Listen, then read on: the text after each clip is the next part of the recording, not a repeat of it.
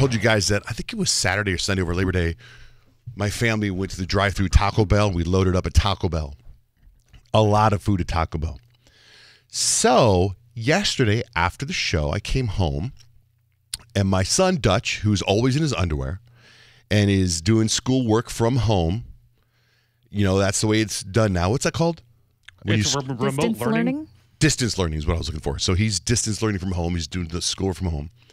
I walk in the house. He goes, Dad, guess what? I took my Taco Bell poop during class. Oh, no. I love that he labeled it a Taco Bell poop. They are kind of different. Mm-hmm.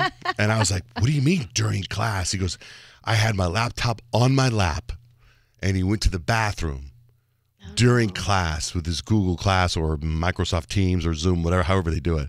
And I'm like, oh my God. I go, and how did could you tell? Did the teacher tell? He goes, and the teacher called on me. What? Yeah. So he had to unmute? Yeah, so I go, and how did you I go, what was the subject matter? And he's like, what? And I forgot it was called, I forget the subject of the class, but it was about, he said, blue cat cells and red cat cells and how they reproduce.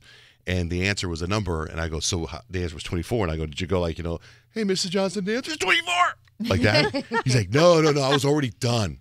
He goes, I just got done wiping when she called on me. Oh, thank And I'm like, so what about God. the camera? He goes, I had the camera off. Oh, Camera was okay, off. good, I'm like, good. oh, man, you should have had the camera on. That would have been funny. No. He's not going to risk that. He knows how to do it. Taco Bell poop. Everyone in the family would let me know when they took their Taco Bell poop. That's what happened. That's why their slogan's "Run for the border." But it went well for him. But I thought that was like, and like as soon as I walked in the door, I had the backpack, and he's like, "Dad." Like I remember when I was a kid, my dad would come home. I go, "Daddy." I'd run home. I'd run to him and tell him whatever was going on. He was supposed to tell me his Taco Bell poop. You must be so proud. It was a big moment for me. And then at dinner last night, everyone was telling when they took their Taco Bell poop. Like, well, and Blake was like, well, I'd just rather not, she doesn't want to say it. And then everyone else is like, well, yeah. Kemp was like, right before basketball practice, I had my Taco Bell poop. And I was like, I had mine before the show yesterday. Like, it was like. Boy dad. Hashtag boy dad. I was going to say, well, at my house growing up, that would not be quote unquote dinner talk. No, or any talk for that matter. My wife just got to give in. Is that going to be a Saturday tradition? Like, I mean, now that you've enjoyed that, you think that's going to be like a thing you guys do now? Well, it's funny you say that because normally, no. I mean, I have Taco Bell maybe once a year, and I love Taco Bell. I mean, that's where my dad, that was his second job when he came to the United States from the Netherlands. He was assistant manager at Taco Bell. But let me tell you something that's happened that my wife is connecting to Taco Bell. So we ate Taco Bell Saturday or Sunday. We did a yoga class as a family on Monday night. And she did the best yoga she's ever done. She was so flexible, more flexible than she's ever been done. And we've been doing yoga for about a month now. And she's like, I think it's the Taco Bell. she's like, oh my God, I can't believe it. Like, so maybe Saturday, because I know how you are when you have a good run. You. I am. I'm very superstitious, yeah. right? But nothing in my life changed. Outside, I've been binging since Friday for my birthday. I went to town. I had a thing of flan. I had bad food, dessert, whatever. Saturday like crap. Sunday like crap. Then yesterday, it's back to work, so it's like. I try to eat healthy. I try to do juice cleanse in the morning. I try to do all this stuff. And then I get home, and Dutch, my youngest son, for some reason, he does this every once in a while. He made brownies, right? Hey, Dad, I made brownies. And I love brownies. Love brownies. And I was like, okay. And I kept them kind of away from me. And then when I get home last night from wherever I was, there was like some of the brownies are still there. So I was like, screw it. So I sucked down a bunch of brownies. And then we're sitting there eating dinner, and then he busts out those gosh, what are those called when you eat at a Japanese restaurant? Mochi. Oh, I love mochi balls. I know. And if you eat mochi balls from Trader Joe's, they have the mango ones. Those are so. The little ones? Yes.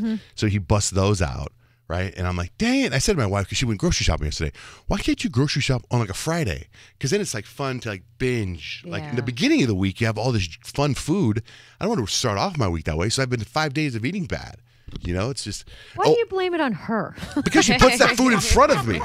She puts it in front. By the way. Oh, she takes it and goes, Johnson. It's there. It's just there. So you want to talk about boy dad, boy mom. Listen to this. So Dutch, in his underwear at dinner, busts out a box of mochis, takes a mochi out, sets it down, and it's a pink one, so strawberry or whatever. And he's like looking at it. Kemp, the older brother, leans over, takes the mochi, and goes and eats it Dutch gets up, chases after him, starts punching him in his back, takes the box of mochis and throws it at him. Mochis are flying everywhere. Oh, no. He starts punching him in the back, Blake's yelling, "Stop! Stop!" The other brother gets up and starts throwing things at them, and it's just total chaos. Mochis everywhere. And so that's when I was eating the mochis that had fallen. Calmly. The fallen mochis, if you will. You Don't were stop the helping clean. All, underwear and mochis everywhere. And that's a normal dinner in my house. I had to get the mochis before the dogs got the I was going to mochis. say, you can't let them go to waste. So the dogs there, I go, "Stop, dogs! Stop!" Then they bust out lightsabers. I did an Instagram live last night. There was lightsabers everywhere. It was just, anyway, I was just crazy night. That's your life. So Suzette texted me last night, and she was like, "Bro, Away on Netflix, right? What episode are you on?" I'm on episode 5, I believe. Episode 5. Rich, you said it was slow and kind of boring. I watched the first one and part of the second one, and it was really hard for me. And you know how much I love anything that has to do with space. And Delaney, you like it a lot, right? And Kyle, where are you on it? I'm on episode 6. Oh. Oh, wow. And what do you think? What? I think like there's moments where the storyline does move kind of slow, but I'm so invested in the characters that I feel like I'm in. Like I have to finish it. And there's moments where it's like, okay, this is kind of dragging on a little bit, but at the same time, you're learning about each character's personal life and why they are the way that they are. So I feel like I understand the importance of those slow moments, but then I also really like the suspenseful stuff that happens where you're like, oh my gosh. So this is number 1 on Netflix right now. Yeah. It's about this mother who's an astronaut. She goes to Mars for 3 years, and she has to leave her teenage daughter and her husband has a stroke, right? So I started watching episode 1. And here's my problem right now. And I know I'll get past this problem, but here's my problem. The actors are so good. And I know who the actors are. Like Hilary Swank, Academy Award winner. She has 2 Academy Awards. She used to be married to Rob Lowe's little brother. So I kind of know some of that storyline. And I'm fascinated by Instagram because she comments on all of Rob Lowe's little brother's posts. Like I follow that real life story.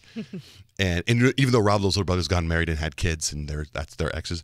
So she's such a good actress that I'm now watching the acting instead of like, I'm like, wow, when they did that scene, that looks so real.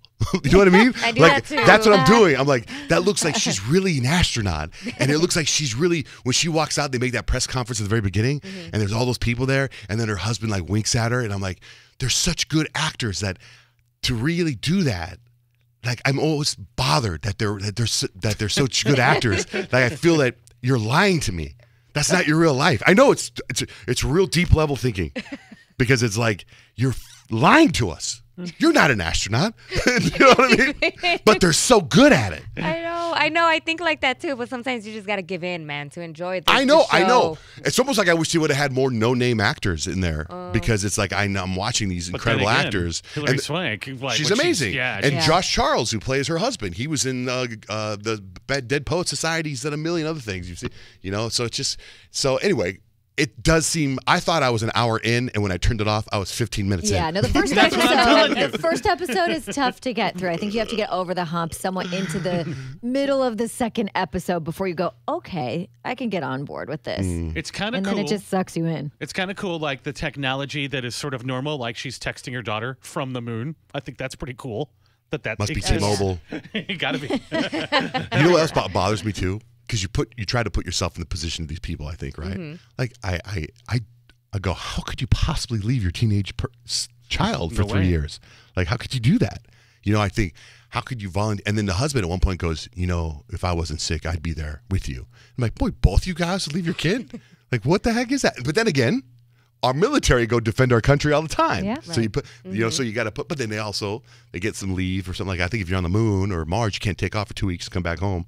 I don't know. Yeah. So anyway, it was just I had this battle in my head with this show right now. But it's number 1 on Netflix, and it's called Away.